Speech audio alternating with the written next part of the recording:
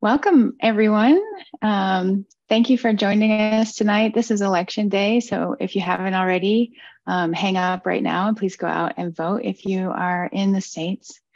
I am Epiphany. I'm a member of the camp support team, and I am a camper for VW Bus Camp. If you are joining us, please say hi in the chat and where you're from and what camp you're in. So we're here tonight for the Campfire Talks. This is an ongoing series hosted by the camp support team for Burning Man. We're composed of volunteers from Black Rock City's theme camp community, and this series brings together theme camp organizers by the virtual campfire to feature their stories, share their knowledge, discuss timely topics, and find new ways to connect. So many of our camp support team members are here tonight. If y'all want to wave, you can unmute, say hi if you want to say hi. Hi. Thank you, Peta. I am one of our producers for tonight's event, and our other producer is also our host for the evening. So I would love to introduce Vesper. She has been burning since 2014 with the Alternative Energy Zone Village. Thank you, Vesper. Yeah, thanks, Epiphany. In our first Campfire Talk of this season tonight, we will be talking with our invited guest speakers about some mistakes that we've made and issues we've faced as camp organizers. We'll discuss some possible solutions and ideas for preventing and managing some of these challenges. Tonight, after our speaker discussions, we'll have some time for you to bring your questions and comments from the chat to our speakers. So as questions come up, as you hear our speakers talking or comments, please put them in the chat and we will field those to our speakers at the end. Finally, at the end of the night, about 6:15, you'll have the chance to join the discussion of your own with our camp support team and our speaker guests in some breakout rooms. So we want to get things started for tonight, hearing from you. As you're also introducing yourselves in the chat, we'd really like to hear what issues did you encounter as a camp leader during the 2022 burn. Please put your answers in the chat. And while you are writing in, I'll introduce our guest speakers for tonight. First, we have Captain Ron. Captain Ron is the Supreme Commander of 3 camps under the umbrella of the Orphanage. And their motto is, "We build better burners." Welcome, Captain Ron. And next up, we have Giovanni. Giovanni is a writer and software engineer based out of New York and leads the international and immersive experience camp No Boundaries. Giovanni takes a startup mindset to run the camp and applies the best tools and organizational philosophy to enable the camp to focus on creative expression over administration. Welcome, Giovanni. We're really glad to have you here tonight. Giovanni, do you want to say anything about your camp? Yeah, so our camp represents about 10 different countries. There are, this is my 4th year running the camp, 5th year burner. Most of our camp is based in New York. Our big interactivities this past year were a series of murder mystery dinners, as well as a laser maze obstacle course and escape room. And then we also had some smoothie bars and some other sound bath and other events. Awesome. Captain Ron, do you want to tell us a little bit about your 3 theme camps in the Orphanage? So our primary camp has 200 feet of frontage, and we actually utilize all 200 feet for 7 different interactivities. We run a large brew pub. We did a version of the Squid Games this year with less lethal munitions. We have a mobile hippie fishing rig where we actually control for hippies using various baits like cell phones, cameras, baggies of oregano. Yeah, I run the only cigar lounge on the playa. There's like, I don't know, 50 different hookah bars. Nobody runs a cigar lounge. We have, we're able to utilize all 200 feet of our frontage for interactivity because we actually adapt our interactivity based on whatever that year's theme is. Nice. Awesome. Thanks, Capt Ron. We also have Molly McButter. Molly McButter is the lead theme camp organizer for Costco Soulmate Trading Outlet, which is on Playa since 1998. Flashing some swag.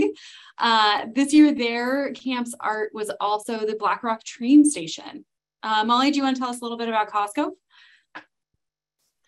Yeah, hi everyone. Costco's been on Playa since 1998, essentially connecting Black Rock citizens with each other to have deeper, more meaningful conversations and connections.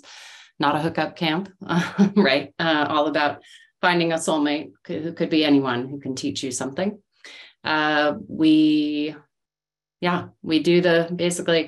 alter our process a little bit internally, but it's all about trying to build connections. This was my third burn, my first as an organizer, as a strong organizer. I was involved every year, but I'm looking forward to having a discussion. Mm-hmm. Thanks for being here, Molly. We also have Dustin. Dustin has been burning since 2003. He's a video producer and the volunteer coordinator of the Burning Man organization documentation team. He's also the mayor of the Black Rock Tea Company camp. Dustin, tell us about yours. Yeah. Yeah. So the Black Rock Tea Company, we're just about 5 years old, and we serve tea, and we have many kinds of tea, and we have tea masters who conduct like matcha ceremonies, and we have several people who are really into tea, and they love imparting their tea knowledge. So people come by, and we have all sun-brewed tea. The tea is made on Playa, and it's not just tea bags, it's really good stuff. And we found this that we're most popular in the afternoon. Because people come by and they just want a refreshing either iced tea or regular tea. And although we do have a bar that's open in the evening and we get some stragglers, this year we were at 6 o'clock in Plaza, right across from Catharsis. So we got some people who came by. But what was also fun is we have piano karaoke, and our piano player brings a songbook of 300 songs, and then people can, karaoke to her live piano playing. She's awesome. So that is incredibly popular and fun. We're about 35 people, and we are also an art support camp for the first time this year, which is one of the reasons I'm here. Thanks, Dustin. Welcome. And last but not least, we have Papa Bear. Papa Bear is our placement coordinator. He started burning in 2005 and spent several years serving beer and running theme camps before joining placement in 2013. Welcome, Papa Bear. Thanks. I did a camp this year for the first time in a long time. I haven't filled out a placement questionnaire in a while. We were a small mutant vehicle camp, and we were called an undisclosed location. If you could find us, you got a sticker. We were somewhere at 9 o'clock. Nice. Welcome. Just going to interrupt you, Vesper, because we were able to have a special participant come and join us tonight. Level, our head of placement. Would you like to say hi? Hi, everyone. I'm sorry I joined a little bit late. Level here. I am the placement manager for Black Rock City. Just want to say congratulations. We all did it. We went there, came back. Some of us had a rough time. Some of us had an amazing time. But thank you all for pulling it off. And we are here to try to figure out how to do it even better in 2023. So really great to see such a great turnout tonight. Thank you to you all for building Black Rock City and taking it down and cleaning it up. And I'll be just tuning in here on the side. And please always know if you have questions for placement, you can always email us, placement@burningman.org. We don't shut down during this season. We are year round. So feel free to send us questions And of course, Camp Support is here to help you as well. campsupport@burningman.org. All right, I'll pass it back to you, Vesper. Thanks, Level. All right. So as we get started with our discussion of the challenges and themes that we experienced in 2022, we have a couple of polls for you, our participants. Our polls really, we were curious about how hard did you find it to reacculturate your camp to Burning Man? Additionally, did you have COVID challenges in your camp as we come out of the reason why we haven't been burning 3 years? And additionally, was sound different at all or the same? We're going to talk about some of these over the course of our discussion. All right, getting a lot of stuff in here. I'm also really excited to see some of the challenges that you all experienced popping up in the chat. And I'm hoping that we will find some commonalities in your experiences of some challenges on the playa this year with our invited guests. And then hopefully as we move into the later part of the evening to talk about some of the ways that we might learn and grow from those to do things even better next year. All right.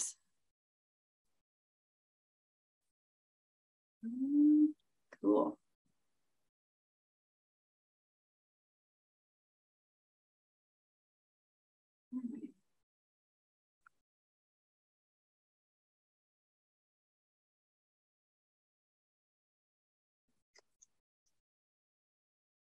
We good with the poll? Can we keep going? All right. I want to hear from our invited guests. Okay. So I'm going to open it up to our invited speakers. And I want to kick us off with some discussion, hopefully among yourselves. Please feel free to talk amongst each other, my invited guests, so that we can really get this going. Specifically, let's start off with Ron, Giovanni, and Papa Bear. You guys have all led camps for quite a while. Would you mind sharing some of the biggest mistakes of all time that you have made as a camp organizer?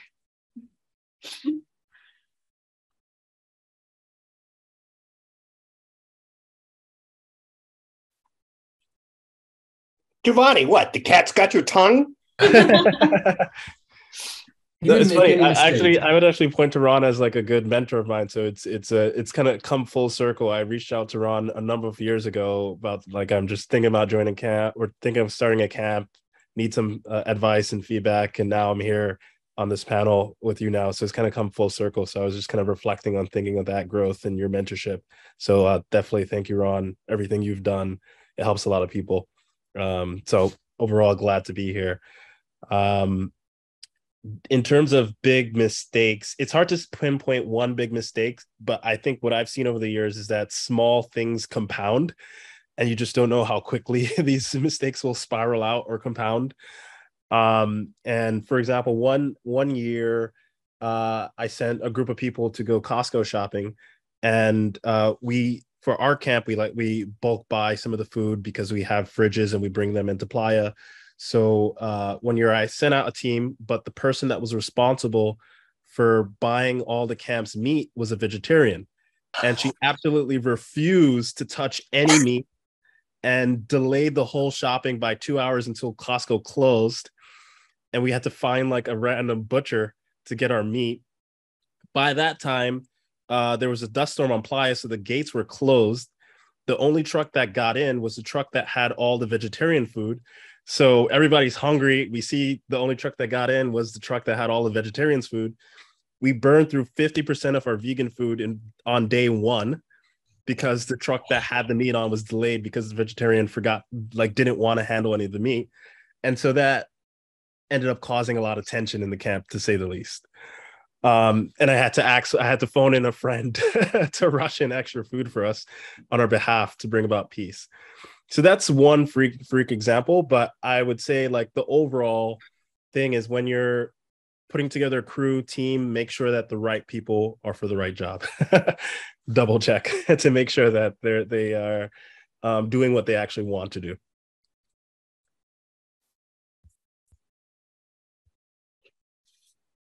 Giovanni, it's interesting. I'll just jump in here. I'm surprised that person didn't say anything before, right? So, I mean, I think this gets to one of the themes that we talked about, which is hoping that people speak up about the things that they can and can't do earlier, but that seemed to be an issue. Do you have any thoughts on that? Yeah, it took some while for that info to bubble up on me when 2 hours had passed and I asked, where's everybody in terms of who went on that shopping run. That is a case. Communication is definitely an issue. We over-communicate. We try to over-communicate, but someone is always going to forget. This year, somebody showed up on Playa with absolutely no batteries whatsoever and didn't know that they needed to bring them for their lights and assumed that the camp would provide that. So communication has always been a consistent issue, and it's something that we kind of expect. We just try to contain it so that it doesn't impact like the crucial aspects of the camp. This year we had redundant communication, so email, WhatsApp, and Telegram, and we blasted out across all channels. So if someone didn't see the email, hopefully they saw the WhatsApp. If they muted their WhatsApp, then hopefully they see it on Telegram. So we had, and sometimes that was friction because some people would say like, oh, there's information in all these places, but they don't realize that we do this so that we create redundancy. So hopefully someone sees something somewhere.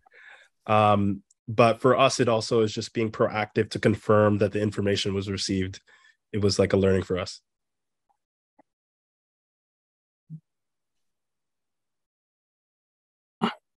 One of the biggest mistakes I started to realize was focusing too much on budget and getting your camp too big, whereas instead of focusing on the community you're building and the size of your camp, scaling too much to try to reach some kind of budget, to try to reach some kind of goal, and then your camp gets too large and unwieldy and not everyone knows each other.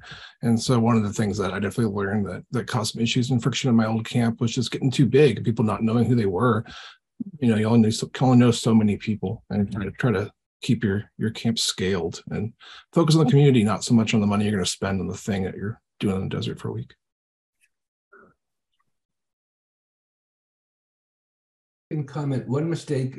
Our first year of our camp, we were an offshoot of another camp that kind of failed, and so a bunch of us decided to make our own camp. But I wasn't the mayor at that point; another person was, and she wasn't good at delegating. She took on way too much responsibility, and we were like, okay, we just said, well, if you want to handle that, and quickly realized she melted down. I mean, it's just no one, you didn't delegate. You have to have lots of different teams. She took on way too much, and and we felt for her, but it caused a lot of stress because she knew she was a repository of all the knowledge, and had made all the plans, and then when she started losing it and leaving early, it kind of left us hanging. We managed, but because there were enough experienced burners, but we definitely learned, maybe one person can be overall, but there has to be lots of teams who have their own responsibilities and take things on without the mayor being around.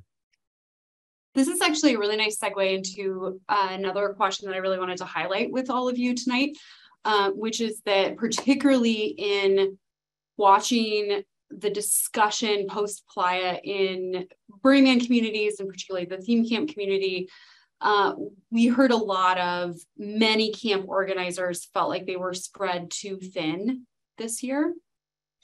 And Justin and Molly, I really want to hear from the two of you about this. Both of your camps were also involved with a big art project. And some of what we heard was that had an impact on the camp. What happened, and how did that affect what happened with your camp this year? Molly, ladies first. Go ahead. Thanks. So Costco, as we said, was the host camp for the Black Rock Station, and there were a few big, there were good things about the involvement, right?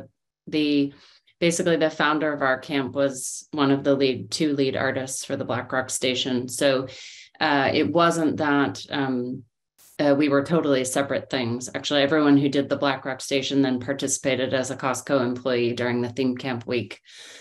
But that first week before, some of the impacts we had were that we had a lot more people earlier in the week and a lot more people over the first week. So actually, some of the issues we had were around managing garbage, actually at the end.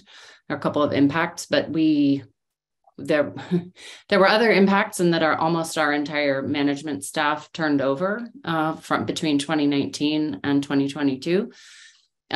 So we had campers in camp who knew a lot, but they were participating in the art. So, trying to say, how do they divide their time between helping us figure out how to set up shade that no one had written down the instructions for, while also them wanting to be at the art from dusk till dawn, or dawn till dusk. It was, I think as someone said, it was tough, but as Dustin said, it was tough, but we made it through, right? We survived, but there were moments that were really tough. So, at one point someone was like, well, like if you would just come out and help with the art, then we could be done and get you camp set up. And we'd be like, but if you just get camp set up, then we can all come help with the art. So negotiating that was kind of an adventure. Yeah, ours is very similar. We did have, so we were art support camp for the Unbound, the library in the multiverse. That wonderful is by the wonderful library made up of all this collage and book covers, kind of near the out there. Yes, Unbound. Thank you. It was Jules and Nelson Gal, and it was wonderful. And a lot of our camp did spend 3 years building the thing before the event. But then but there were also a lot of people in the camp that just came to camp, and the biggest problem was, as you said, was one, they didn't realize how hard it was going to be to build it. Who knew? And also didn't realize the dust. So they really did have to be out there all the time. And unfortunately, some of the key people in our projects knew how to build our camp. And Brian, if you could bring up that picture, if you could share your screen and bring up that picture, it'll help explain, because our camp so here's the Black Rock Tea Company, and you can see there's lots of little parts, and it's a little facade. It's small, it's simple looking, but there's lots and lots of different parts, and there was no guide, there was no CAD drawings, there were no instructions whatsoever. And the people that built this, the main builders, were out in the desert building Unbound. And so it was and it had been in storage for 3 years, and it was a big pile. And there were some labels, but a lot of them had, rubbed off. Thank you, Brian. And so it was just a big pile of blue and yellow pieces of wood, and the people that knew how to build it. And we said, come on over, and they would help a bit, but we really that was really stressful that we had to figure it out. And luckily, one of our wonderful campmates took it upon, and I had a large photo, luckily. But anyways, so building the camp was very stressful because the people didn't know how to build it. And also then they didn't realize how much supplies they needed, underestimated. So at one point we all ran out of screws. And so we didn't have enough screws to build our camp, silly little things. So an emergency, run to Reno to go get screws. So very similar to yours, the knowledge was, so yeah, that was our main difficulty. But once again, once Unbound got up and we got up, we were one happy family again. Yeah. Dustin, did most of your camp leadership stay the same, or did you have any turnovers? No, actually it did stay the same, but a lot of them were out there building Unbound. So right. So that made it and then there are other factors. And I think Bess will bring it up later, but my trying to be two places at once when I was really nowhere at all, made it, it's very difficult to lead a large team and run a camp. I learned my lesson. Yeah. I mean, maybe Dustin, say a little bit more about that. Like you were trying to be in two places at once and you were nowhere at all. Yeah, and in the past, yeah, well, that's a line from Firesign Theater, if some people remember that. But yeah, so in the past, it seemed to work out. The documentation team is 50 videographers and photographers who, document the event for the org. And so in the past, it's actually run pretty smoothly. We had good people helping with that, and I could run the camp because there were enough people in camp. But without that, and then the 3 years off.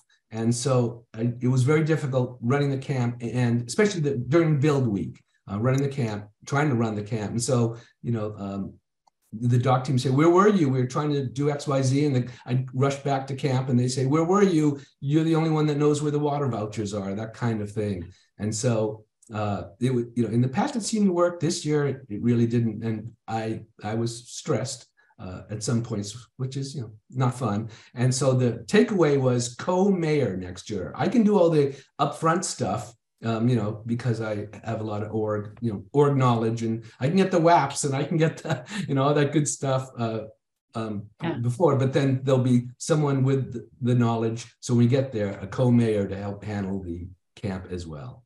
So I'll just mention that that's something that in 2019, we had a meeting on the last day of the burn with the folks who'd been involved in camp, and we made the decision that we would double up on all major leadership roles for that exact reason, because we knew that more than 60% of the team would turn over in 2020. But then by the time we got to 2022, it was almost 100%. And it was a lot to manage, even with co-ownership kind of each of the major roles.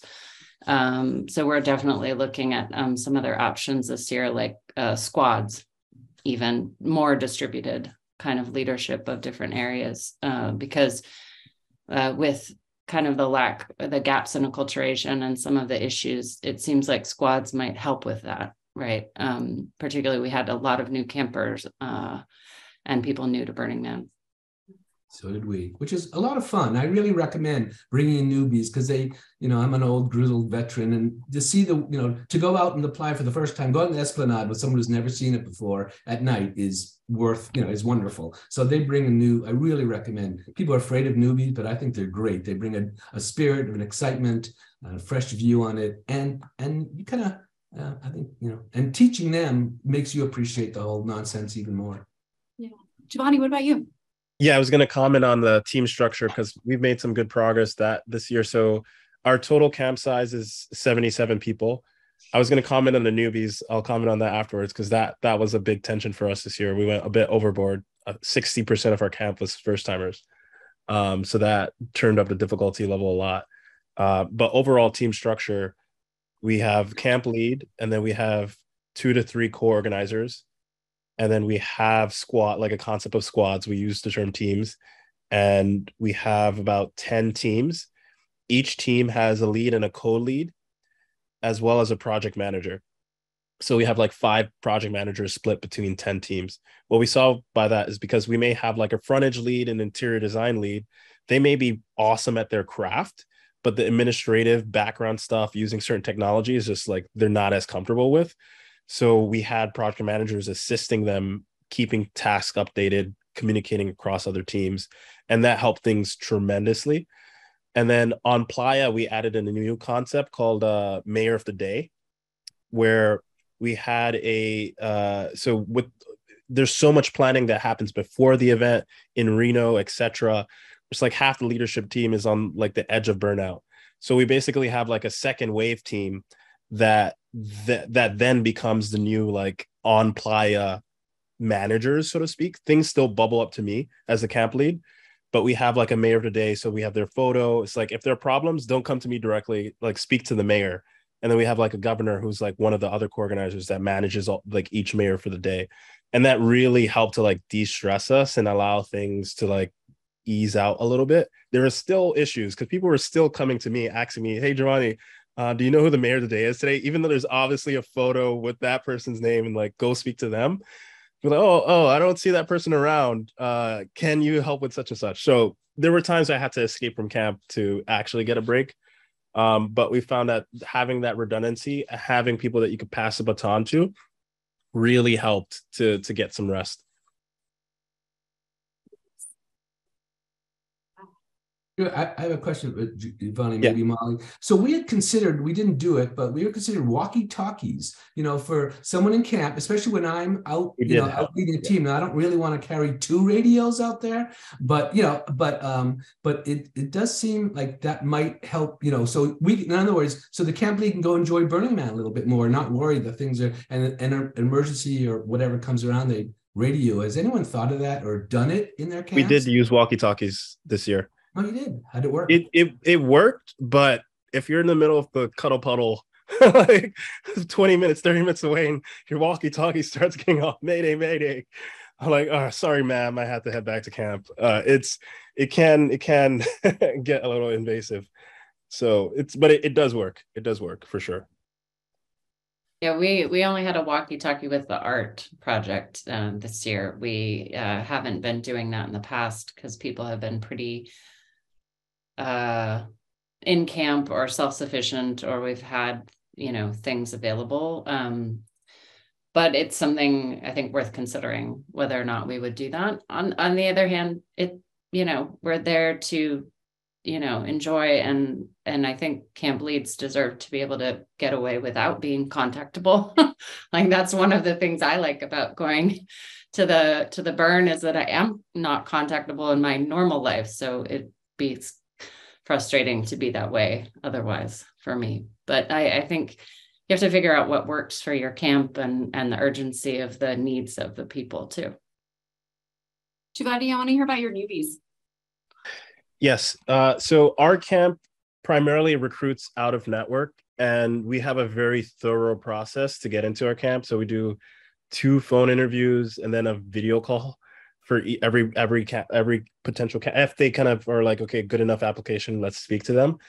So this year we had 40 open spots and 200 applications to the camp. We post on the Sparks Burning Man forum. For us, the reason why we do that, because sometimes your close friends may not be the best people to camp with. Everyone has their own different kind of burn. So I've rejected tons of friends, unfortunately, from the camp, if I just know that they may not be as comfortable. One of the questions that we're going to add to our application form next year is, what is the minimum amount of showers that you would feel comfortable with? Because we think that's actually a really good litmus test. We just seen like enough on playa correlation, especially with the shower fiasco this year when Mecco didn't deliver, to realize like, what is a good litmus test. But yeah, we had 60% first timers, which was about like 40 people in the camp. The challenges that it added, it increased the amount of onboarding and overall acculturation. A lot of that pressure was put on veterans who just had to do a lot more work before playa and on playa. It caused tension in terms of entitlement, feelings of entitlement, what to expect, which did impact the culture slightly. It wasn't widespread, but one bad apple can start to cause a contagion. It impacted their just entitlement in terms of like amenities. Even though we're big on like radical self-reliance, people still had I guess it seemed like there was a much higher comfort bar this year in terms of needing comfort. I think a lot of people were carrying a lot of trauma from 2020 and 2021 into the burn. So when you have all that kind of push back, like trauma that was building up, plus adding in the weather this year and the dust storms and the bumpy roads, it created just a kinder for a lot of a lot of tension to blow up, which had to be managed. There were some really awesome people that we gave a shot that were first timers that are like coming back into much higher leadership roles, etc. But it was a lot of expectation management, babysitting, as well as the ratio, at least since our camp is primarily based in New York.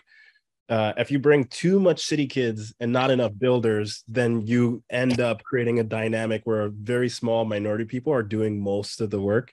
People want to be helpful, but if don't know as much, then that's additional educational acculturation time. So there's just a balance in terms of the amount of veterans that you have that have the space and bandwidth to be able to acculturate and educate and help. and the amount of first timers you bring. The energy is definitely a big plus. The excitement, the wow factor is very motivating for everybody else in the camp, because after you've been a while, you can get jaded and detached, and it's just a thing that you do each year. But the first timers really spark a wonder of like, oh wow, like you can see why you continue to do this from them, and you feel like a drive to bring more new people to the burn. But it definitely takes a balance. One way we solved that, we didn't have as big. We had 8 newbies out of 33, so not horrible. But we made sure beforehand they were assigned to teams and spread out, so they would kind of get acculturated and learn. Rather than they knew exactly what their responsibilities were before they got there. And so they had some expectations and some learning before the event. And they met with that team lead before the event. Which would really help. So once they got there, they kind of had a focus. It helped a bit. They weren't totally lost. So that was one way we kind of got them on board.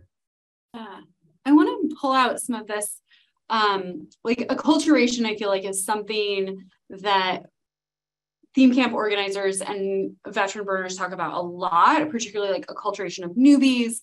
And one thing that Giovanni said that I think is really important for us all to remember is that like we're also having to kind of reacculturate ourselves, given that we took 3 years off. And I heard when Amalia McButter was talking about their huge camp leadership turnover during that time, we're having, even those of us who've been going for a long time have had to relearn how to do a lot of stuff. I actually want to share with you all some really interesting data that's been gathered by the org. Puppy, if I could get my chart. So of the bad neighbor complaints that were made this year, a huge proportion of them were about sound. And even if sound isn't a problem for most people, when it's happening to you, it is miserable. And that seemed to be a big problem that we were hearing about this year. A large percentage of these other complaints kind of also fall into like being a bad neighbor in some way, like either having a bad attitude or there being some kind of conflict, either about land or about people. As we were gathering things together to produce this talk, we kind of guessed that there were some general issues around love and compassion and empathy from this pandemic trauma. Papa Bear, do you want to talk a little bit about these bad neighbor complaints and some of the issues around sound? Yeah, and to answer that question in chat, we got these from the neighborhood interactivity report that we sent out through as many channels as possible. So this was data that placement collected, asking anyone who camped in Black Rock City to just tell us how they did, what their neighborhood was like, and there's lots of positive too. But we're talking about some of the issues for tonight. And so with sound, there's a pretty simplistic rules that Burning Man has set up around. I think there's just like 4 little spots on the web, four different little bullet points on the website for neighbors talking to each other if you're having issues with sound, that large scale sound installations have to be out in 10 and 2, and that within the city, the maximum power amplification is 300 watts or 90 decibels at 20 feet. And then complaints of excessive sound will bring in rangers who will do a volume check and have discussions and try to mediate.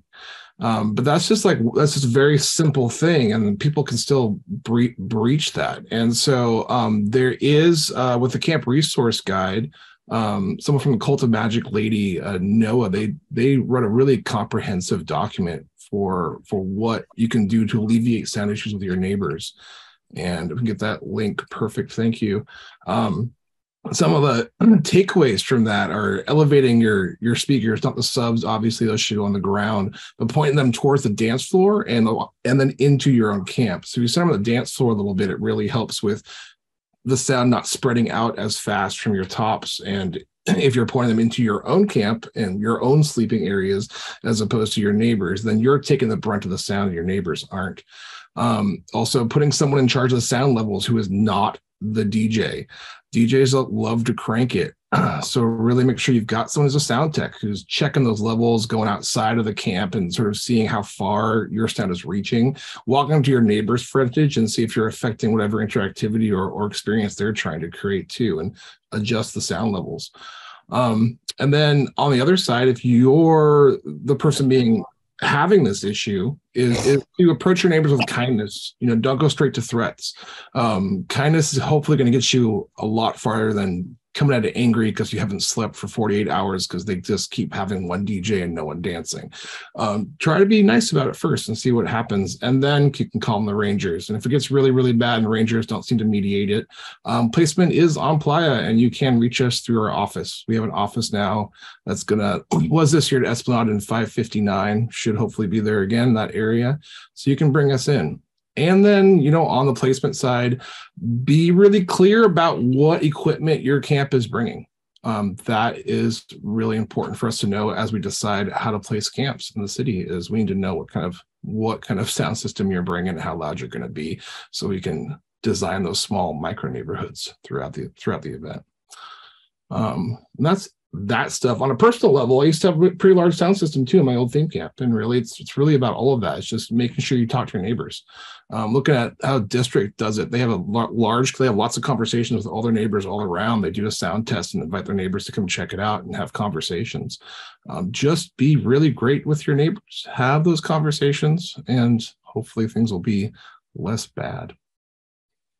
Cool. Thanks, Papa Bear. I want to pop up these are the result of our poll from earlier tonight. Just to kind of highlight that, like, most people we were able to reacculturate relatively easily, but for some of us, we had some dust to dust off.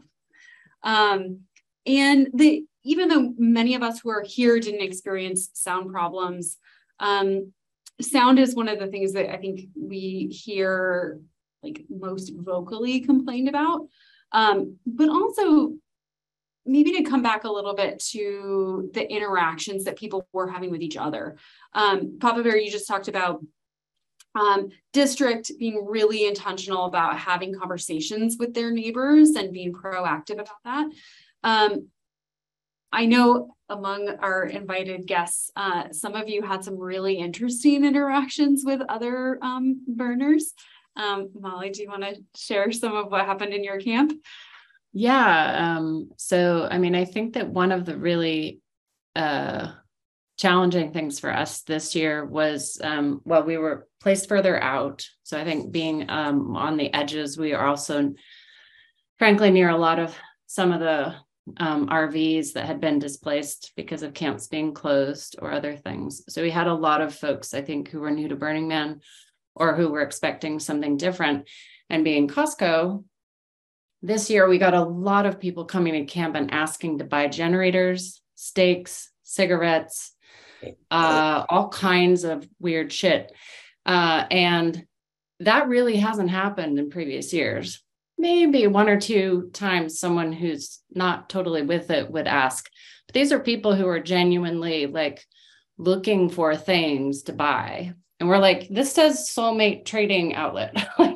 This might say Costco, but we don't have anything to sell. And it was a really different experience for us. And I think not quite sure what to attribute that to, except I think we heard that there were a very large number of first-time burners this year. And like I said, I think because we were further out this year, probably more people who were less experienced or were with camps where they could get told that, no, you can't actually buy things. So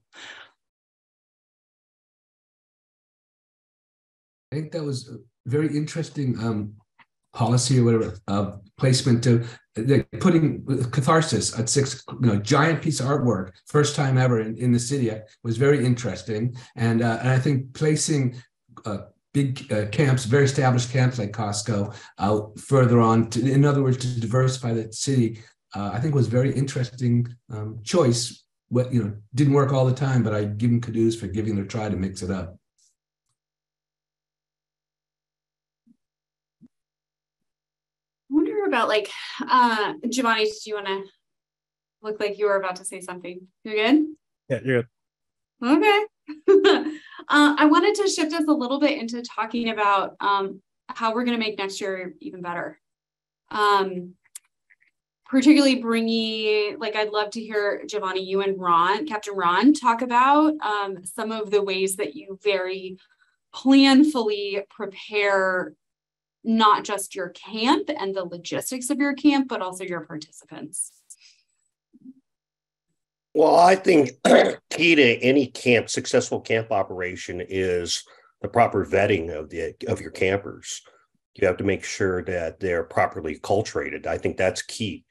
As long as they understand the 10 principles and what's expected of them, I think as a general rule, people are willing to do the job. They just don't know what needs to be done. So if you're very clear up front about your expectations, you have very specific instructions as to what's expected of them, what their participation is going to be in the camp, I think that makes for a really smooth running camp. Yeah, for us, we collect a lot of information. So of course, as the org sends out surveys within the camp, we send out a post-burn survey. And then I also have a calendar where anybody in the camp can book a one-on-one with me. So I did a number of those. I had meetings with all my co-organizers, and then we had a team lead meeting going through to figure out what went well across every team. We kind of analyze what went well, what didn't go well. What are we going to improve and reduce? It's always funny how we struggle to remember what actually went well, and then what didn't go well. There's always this long list of things. I'm could it have been that bad? Because I know most of your guys are going to return anyways. But yeah, this year was a challenge, and I saw that throughout all of social media too. A lot of camps had a challenge. We had one person in our camp who's been 15 years, and she's considering retiring from Burning Man. And as a lead, you think about that and you're hoping that you as a lead didn't contribute to that. But other people kind of have their own personal experiences. For a number of people who've just gotten older too.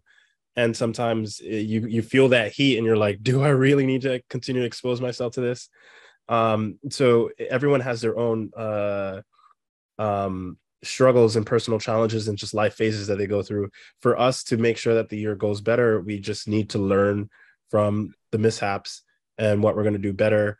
And some of the big action items that we're going to do is really look at how coupled we are to outside services, because there was just so many hiccups when it came to water, when it came to power, fueling, and deliveries, where we really need to kind of integrate that radical self-reliance in terms of core infrastructure pieces, because that had such cascading effects on so many aspects of camp.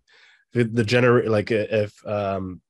a certain OSS provider delivered the wrong size generator, so now we're significantly under our wattage, and then power goes out, so ACs go out, plumbing goes out, food almost goes bad, and it has all these cascading changes. So for us, we're really thinking about, okay, one, we need to build some redundancy with to decouple ourselves from OSS, slightly downsize the camp, because the more people you have in the camp, the more it taxes the resources. Yes, we can always buy more water, but they're not always going to deliver on the same time. And so that taxes resources. Then you have to get more food, etc. So for us, it's simplification. Next year, we really want to be a smooth, easeful year. And that was a big contract. I had to sign a contract with my team leads. Yes, next year will be easeful. And just learning where your ambition can get too overstretched, learning when you push people a little bit too far. For build, we were building in the middle of the dust storm. And even though camp was a success and that everything got built and went up, we had to recover the first 3 days of the burn because we were just so exhausted. And you really don't want to push your people through that. So we had to look for areas in our infrastructure that we may need to cut back on and those kind of things. So for us, it's really realizing that yes, the infrastructure is important, but people are even more important. And leading as a human first, as a leader, and not just like a drill sergeant, that was like a personal learning for me. I know a couple people run benevolent dictatorships here, but sometimes you got to remember to wear your human heart. And so that was a big learning for me, and how I'm shifting my role going into next year of just leading more heart first instead of head first. I know I'm like smart enough to solve all the logistical challenges, but sometimes people just needed a hug, or sometimes people just needed like a word of encouragement. So that was like the biggest thing that I can improve on or do, or to build that atmosphere going into next year. Yeah. Giovanni, what are you planning to do to make yourself more emotionally available for your campers? Reducing the complexity in the camp, because my mind tends to be drawn towards solving meaty challenges. So in some cases, I could probably create the own problem. I'll probably create problems. I knew that we had a ton of first timers, but I was up for the challenge. My team leads weren't up for the challenge, but I personally was up for the challenge. So reducing the overall complexity, simplifying things, building, like really training and growing more leaders to step up so that I am not a core dependency, and just creating more spaciousness. And deep down, I know how that feels. So I think it's just being realistic and transparent, getting more people involved earlier, and being okay for trusting other people to take ownership. Yeah. Yeah. Molly, are you coming back? Yeah, Vespers talking about I put a post that I felt like I was in Schrodinger's Burning Man box immediately after, where you didn't know until we opened it whether or not I was coming back or not. I think I'm still a little bit in that box right now. I love Burning Man. My best friends are there. Several of them are on here as well. It's amazing, but this year was super hard. The weather, the being a camp lead without very many manuals, shall we say.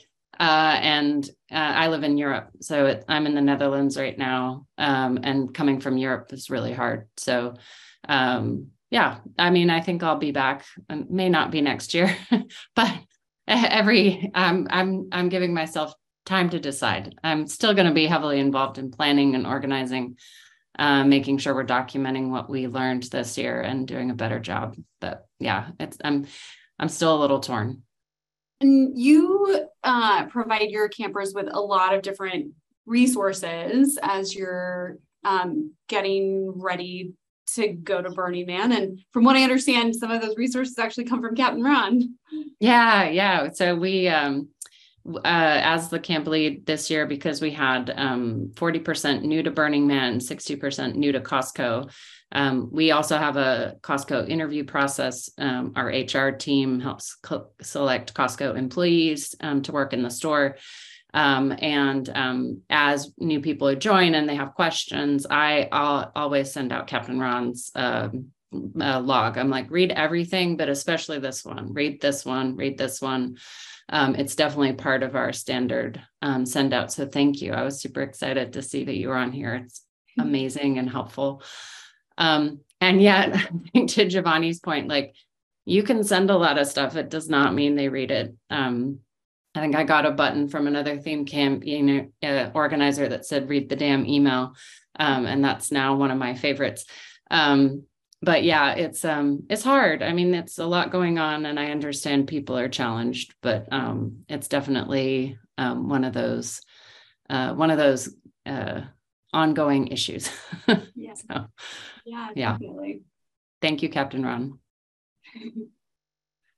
Capt Ron, what are the basics for building a better burner? I think it comes down to the education, the acculturation. That's absolutely key. As long as they're properly acculturated, if you explain it to them and you ask them questions along the way to make sure they're absorbing the material, you're going to have a good camp. Every year we scale anywhere from our camps have been as few as 40 people and as many as 170 spread across 3 simultaneous camps. And each camp is successful because it has its own management team and they take the time to acculturate properly all their burners. And I think that's absolutely key. When we get an application from somebody who's questionable, and the form that we use is really quite thorough. That's really how we're able to weed through and decide, this is going to be a good burner, or this one's going to require a little more hand holding. But there have been a few cases where just outright after we look at their application and we do a video interview with them or a phone call, and it's pretty clear to us that they're going to be a problem, and should we take them in or not? We have the ability to farm them out to satellite camps, so we'll try and do as much as we can to make a better burner out of them, but you can only go so far. Yeah, I had an interesting learning about that, where I think that there are limits to acculturation or knowledge, because I saw some people that were pretty well knowledgeable and acculturated still mistreat others or have a very crappy time. And yeah, I like to think of the Burning Man experience as like a spiritual X-ray. If I ever start a company or need to have a co-founder, I'll take them to Burning Man, because I'll really learn a lot about his or her character. I think the elements, the environment, and the condition really reveal different aspects of the light and shadow of our just deeper nature. And you kind of have to keep a watch on the environment, not the person. It's like, once I see it's getting 100 degrees consistently, then I'm like, okay, someone's going to turn. And it is in that environment that the acculturation kind of goes out the window. And this year caused a lot more of that. You can get through some of that with the interview process to see what kind of experiences people have been previously exposed to, where they may have been able to come to face with themselves when they're hungry, dirty, stressed, etc. But sometimes you don't know until you're actually there on playa to see it. And that's where I had the realization that there's more heart that's needed when you can meet that person when they're not their best self, and to be gracious with them, be patient with them, give them that space to slowly process what they're going through. And yeah, that was a big personal learning for me, because I also tend to be a little bit avoidant, but sometimes when you completely avoid it, it just festers and then it spreads and then other people get annoyed. So that was a personal learning for me of just how to show up for people when they're going through a hard time. Yeah. Dustin, you and your camp were able to really successfully harness the enthusiasm of your newbies. How did you make that happen? As I said before, giving them duties before they ever showed up, and having the camp leads really, get together with them either in person, or most part in person, because it was mostly Bay Area, but we had some foreigners and such, or by Zoom, but really, one-to-one, explaining this is what you're going to be up against, as much as you can, and helping them prepare as much as you can, and asking, are you bringing baby wipes? Are you bringing, electrolytes, that kind of stuff, to make sure. So the pre-event, I think, was really key and also making them feel like they were part of the camp before they even got there, really helped too. And then once, they were there, just keeping an eye on them, letting them know that, don't try to brave it out yourself. We are here for you. Sometimes newbies oh, I don't want to be a bother. You guys are all experienced and don't want to get in the way of your burn. It's no, talk to me. If you have to bring me aside and, come into my RV and tell me what's going wrong, that's fine. But don't keep things in, because they can only, this is true in the world, not just Burning Man, but it's amplified out there. So making sure that they felt needed and kind of loved, but if they needed time out, several times someone had a shift, be it at the bar, in the kitchen, and they just came to me or another lead and said, I can't deal. I'm fried. I'm exhausted, whatever. Or, I met someone, I want to go visit their camp, and you got to give them space, because, as Johnny said, lead from the heart. It's Burning Man. Not everything's going to go according to plan, and people need to explore on their own for sure. So yeah, we had some. By the end, it was. That's one thing I was really amazed with the new people. Just whether they'll all come back, I doubt, but they really felt like at the end of it, we were a family, and we had dinners also at 6 o'clock. Everyone had dinners, and we had teams. Different teams making dinner every night, and pretty much everyone showed up. Most dinners, and that was super fun and yeah. We do breakfast and dinner every day during the burn, and I think it's a really important moment for us to talk about camp issues, catch up on infrastructure, and all of that. And there's actually a fair amount of research that shows if you break bread together, you're more likely to be kind to each other if there are issues, right? And so I think that's super important to have these moments where you come together as a group. Papa Bear, I want to come to you before we get to everyone's questions. You've been doing this a long time. What lessons have you learned that are vital for making your next year even better? What's your biggest hack?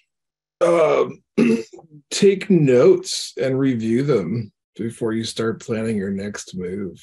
I think that's a big one. In fact, I fail at that all the time, but I'm always trying to remember, hey, write some notes down and go read that later and learn those lessons. I know we in my old camp, I built a do's and don'ts document as people did stupid things, I'd add to it. And like this is how to do Burning Man, this is how to not do Burning Man. And I think Ron's made this very public version of like something I used to privately do in my camp, and he's been doing a great job with it. And like that's having those references to look back and remind yourself of like, what was it that happened in that year? Because you're going to start melding together and forgetting after a while. Yeah. Thanks. I want to get to questions from our participants for our panelists or our invited speakers. I've seen a lot pop up in the chat. Peta, what do we have? Hi. So I think this is a good kind of segue from our conversation here. What have you found to be the best or most effective method for disseminating information to your camp? Facebook versus email versus, and that's from Jen Kelly, asked that question. So, sorry, go ahead, Ron. So you really need multiple channels for communication because not everybody's on Facebook and some people are like oblivious in email. We actually use a project management software package called Basecamp, and all communications, all project management is done through there. And it's a really simple interface, and it uses the email mailing list. What we find generally with email is that people become very wary of getting pinged in an email for things that aren't applicable to them. The beauty of Basecamp is that as you split your camp into different crews like setup or tear down or kitchen or DPW, only those people get pinged and get an email. So we found that to be the most useful. Now we'll do general discussions in Facebook, but once we get 30 days out from the actual event, we switch to WhatsApp because of all of our international burners coming in, and we run communications through there.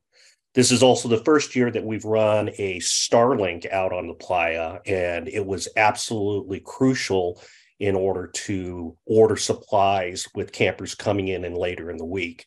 And I would tell you that my research numbers showed that there were approximately 800 to 900 Starlink dishes out on the playa this year. So like it or not, high-speed internet on the playa is here to stay. We use Slack, and it was really effective for a lot of the reasons Ron was saying. You could break, we had different channels for each of the groups, the kitchen. We had lots of different, build channels, and And people really, there were one or two holdout Luddites that didn't want to use it, but for the most part, we really enforce that if you want to be part of the camp, we expect participation in Slack, and people really got into it. I had to, be a bad cop a few times to get people to rejoin or whatever, but Slack was, you can store plans, you can, once again, we're not a huge camp, but very effective, and you can look back, and if someone misses, and it was free, which is even nicer. So we're going to keep, and our Slack channel is still up, and it's not as active, but we're still getting people putting comments and links. So yeah,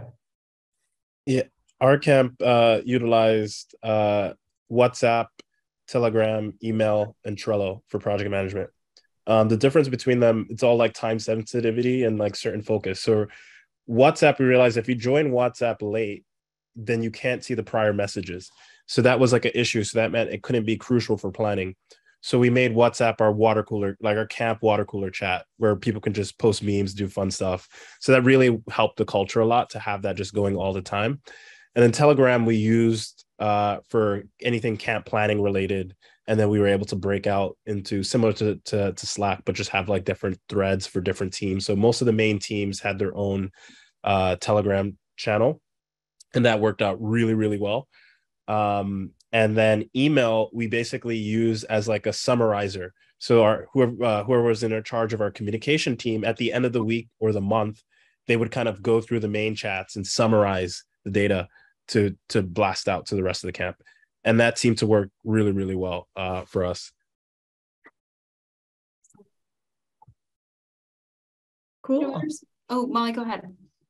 Oh, no, I was just going to say, I think that in 2019, we had a bit of a comms situation where we had too many channels, and we ended up coming up with a definition of what each channel was primarily for, which was an interesting side note. And I like the idea of it being very time sensitive and thinking about that. So, I think this year, one of the big issues we had was around ticketing a little bit and some of the last minute changes. And so being able to fill people in who could make it or couldn't make it. And that also was quite the challenge. So I think we'll be looking at comms again this year.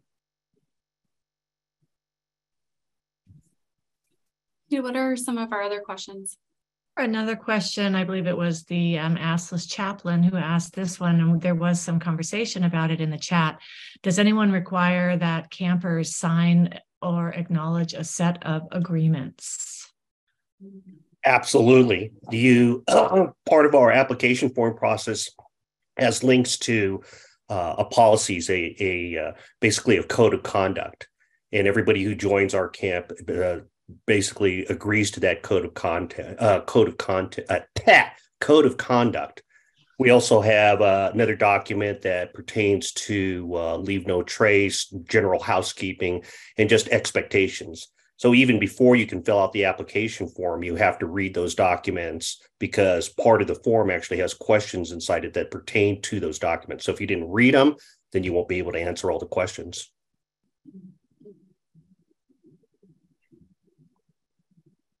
We have that kind of implicitly in our document in terms of part of the interview process, as well as in our document, but I think we'll probably consider moving to something slightly more formal, sign off on these are your responsibilities and you know what they are, particularly if we move to squads, because then people will be signing up for a particular area to focus on.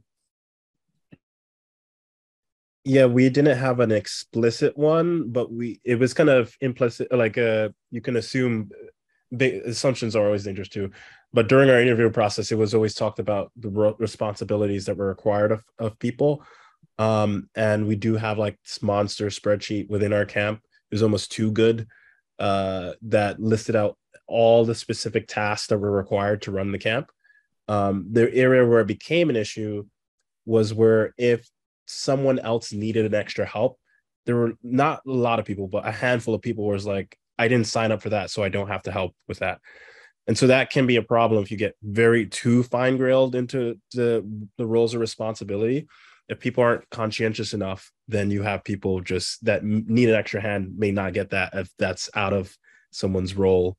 But we are considering implementing a concept of like a strike deposit because we did have issues with that this year with a chunk of people leaving earlier.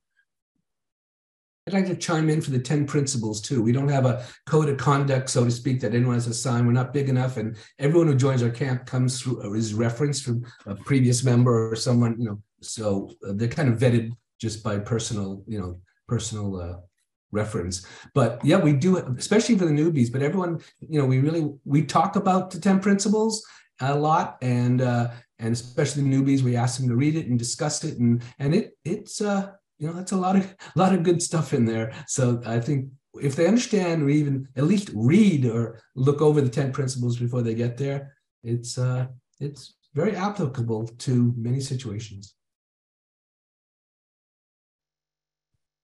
What else? What else do we have? Oh, Ron, were you going to say something? Yeah, I was going to say that also part of our camp application form is also a liability release. So you also have to print out our liability release form, print it out, sign it, and bring it to the burn. And if you don't, then you don't camp with us.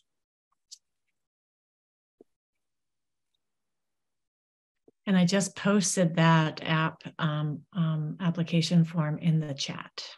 Great. Didn't have time to kind of label it elegantly, but all right. So another question: what is your camp's plan when key members are required to step back due to COVID, injury, burnout? Well, this year, I think that a number of Burning Man departments were very adversely affected by COVID, in particular DPW. My understanding is that something like 30-40% of their staff were affected by COVID by the middle of the event, even worse towards the end of the event. And I admin the Facebook, the theme camp organizers group, and it seemed like there were a number of camps that had COVID after the event itself.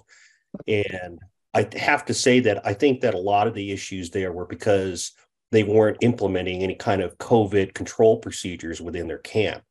We were kind of sitting back. A lot of camps are sitting back, taking the attitude that, well, the Burning Man organization says they're going to follow whatever the Department of Health guidelines are for the event. And, that's fine and dandy, but without some more specifics, like what happens if you get COVID while you're in camp? Do we quarantine you or do you evacuate off the camp? So we kind of did a hybrid policy and basically didn't make it mandatory that you had to leave the camp, but it's kind of like, do you really want to sit inside your tent for 6 days, cooped up and have meals brought to you? Or wouldn't you be more comfortable going to Reno, being in a nice hotel room with room service and Uber Eats delivery? So we actually had a policy, an established policy for people with COVID or who were going to have that kind of a situation.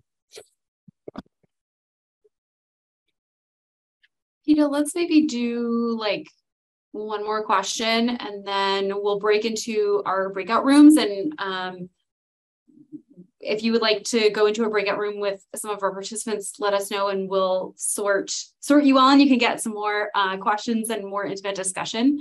What do we have left, Peter? What looks good? Yeah, there are a few more questions, but again, those might be able to be addressed in the breakouts. But here's one. Please elaborate more on the OSS issues you had this year, particularly with water and fuel, and your thoughts on how to manage these going forward. Yeah, the issues we had issues with water. So the issues that we had with water, I won't name the company, even though I think I may have mentioned it. The issues, the pump that they delivered was faulty, and so just stopped working. I was only able to get them through emailing them directly, and the person just happened to be checking the email, and then they came back and replaced the pump. A part of it was also on our fault. We didn't realize our daily water usage was going to be so high. But they did have standard delivery dates that they didn't show up to, so we had to flag them down a number of times. And and they're also on a schedule, so they have a route that they have to drive. So it was a little bit of a waiting game, and we didn't have enough like backup. We had water that we could just drink within the camp, but we didn't have enough backup tanks. So going forward, we may buy some of those. I think they're called ICB, or the plastic. We may rent some of those, which may be like I guess they're 250, or I forgot their exact capacity. But we may get some of those backup water tanks, and then we're also going to get cutoff valves for different areas of the camp. So the water is feeding throughout the whole camp. We have showers in our camp, the kitchen, drinking water, etc. And we may have like water meters that we're going to put on each valve and cutoff valves so that we can like regulate our water use within camp. And next thing, we had issues with generators. So they delivered the wrong generator size, and we were splitting power. We're doing a power share amongst 10 camps. So it was a lot of camps. It was a big village and then a couple other camps around us. So they under-delivered power.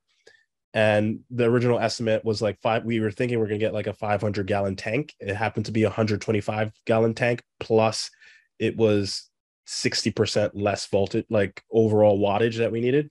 So it basically ran out of fuel every 6 hours. And we did not get refuel delivery, and we didn't get the actual generator. Luckily, I bought like a backup generator just in case, because I always think about worst case scenarios as a software engineer, and just like for running a Burning Man camp, you always have to think about worst case scenario. So that worked out, but we may reduce our power split. So this is a consideration for anyone doing hubs or sharing power with other camps. If there's too many camps sharing resources, that can also become a risk, because the overall utilization of the resources is a much higher rate. So I think we're just going to max 2-3 camps splitting resources. Anything more than that becomes a risk on us. And then fuel, we'll get like backup. We'll just pre-buy a lot more fuel next time, which is a risk in itself. But Hellgate was a little bit finicky this year. So yeah. Anyone else want to give any more responses to that? Yeah. Don't use OSS. And I know that sounds oversimplified, but our camps, because no single camp is bigger than 80 people, we don't supply water for our campers. They bring in their own water. And that solves a couple of problems. First off, we don't have to worry about chasing a pumper truck for a pump out. People have to bring enough water to take a shower, and when we provided water, people were taking 5-10 minute showers, and we were ending up having to pump out hundreds of gallons of water. As soon as I stopped providing water, that issue went completely away. We don't chase a pumper truck. We're able to evaporate all of our gray water. We run a zero gray water kitchen, and you can actually run zero gray water showers where everything's actually evaporated on site within hours, actually. So, and then as far as generators go, our biggest camp, the most we'll use are 2,000 watt generators, and it's very rare that we have to run them in parallel with one another. A lot of times the camp just runs off of 2,000 watts because we just need to power refrigerator and microwave, and that's about it. Lighting in the camp is all solar powered. Solar bank lights, proximity lights, and we're able to actually do probably, I would tell you, about 90% of our nighttime lighting is all solar based. I'll just briefly say I'm somewhere in between. We didn't have a ton of issues with OSS. Things went, you have to flag down trucks, but I guess because we were on 6 o'clock, we got a lot of them, right? They came right up. So it wasn't too bad. And we did have generator issues this year.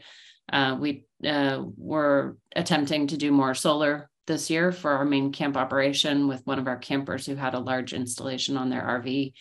And I think we learned a lot about how we could do it in the future, but it wasn't the solution for us longer term.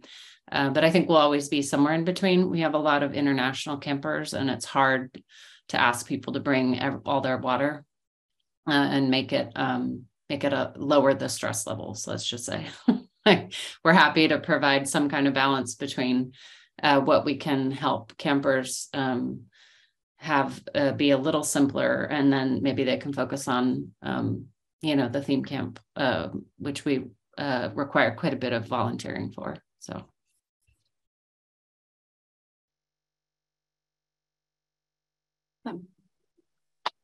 Well, we do want to do some breakout discussions for some more pointed questions, and also if you want to ask more things of our invited guests. But before we break into do our breakout rooms, I really want to thank our invited speakers for this evening, especially for your bravery to talk about the things that went wrong. Sometimes it takes some special courage to admit when things didn't go as well, but things go to shit in some capacity for all of us at some point. So thank you for talking about it so that we can all learn from each other. I especially also want to thank our camp support team, our chat moderators for today, PETA and Sticky, and our technology moderator, Puppy.